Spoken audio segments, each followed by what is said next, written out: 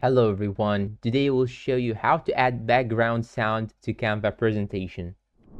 Okay, now first thing that you should do is to simply go and open Canva on your PC. And now once you open Canva, you should now go to any presentation. You can simply go to projects or go to home, or you can simply click on templates, search here for presentations. Once you get any presentation you like, just make sure that it doesn't have this crown icon so that you can customize it.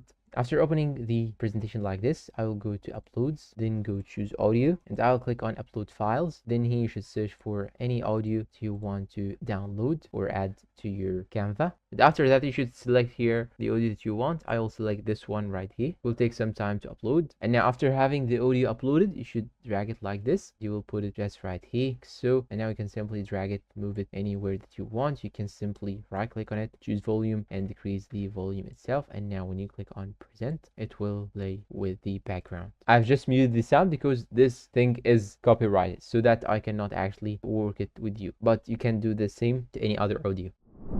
And that's pretty much it. Please support us with like, subscribe, comment, share. Thanks for watching and goodbye.